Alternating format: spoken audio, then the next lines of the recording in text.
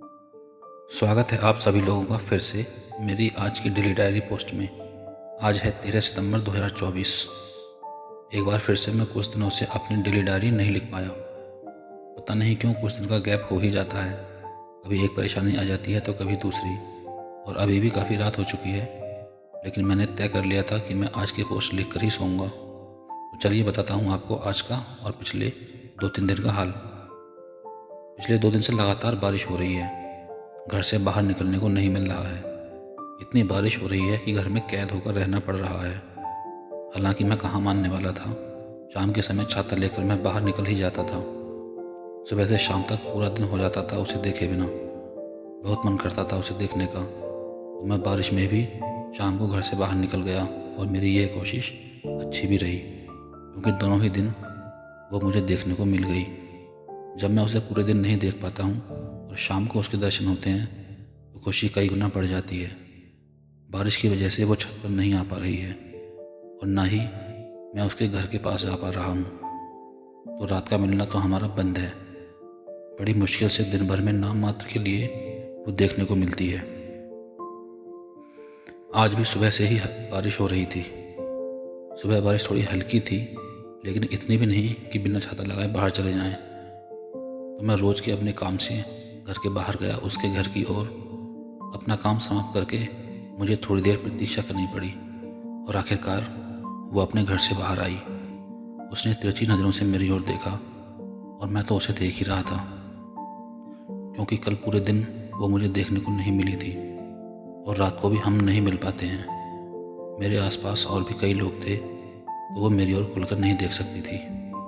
थोड़ी देर बाद वो घर के अंदर चली गई, लेकिन मैं उसके दोबारा आने की प्रतीक्षा में वहीं खड़ा रहा।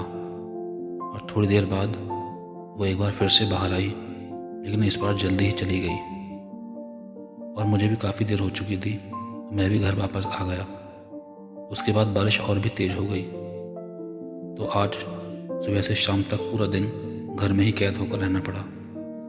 पूरे दिन कभी तेज़ तो कभी हल्की लगातार बारिश होती रही। आज मैं और दिन के मुकाबले थोड़ा और ज़्यादा पढ़ा। पढ़ाई के बाद मैंने कुछ और काम निपटाए। शाम के 5 बजे के आसपास बारिश लगभग रुक चुकी थी, तो मैं घर से बाहर निकल गया। जैसे ही मैं उसके घर के सामने पहुंचा, सौभाग्य से वो घर के बाहर आ रही थी।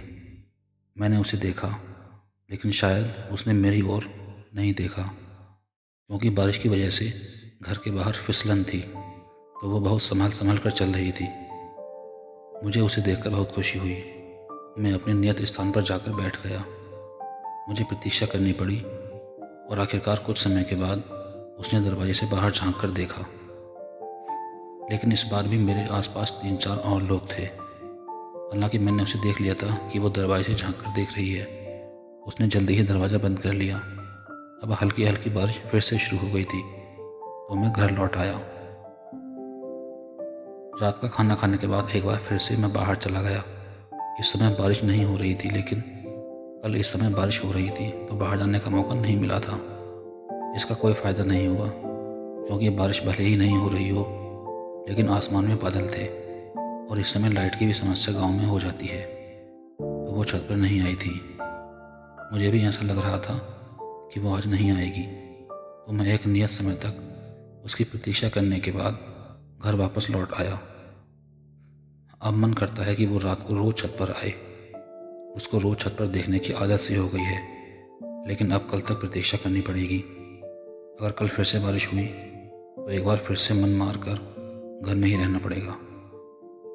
जो भी होगा कल ही देखेंगे।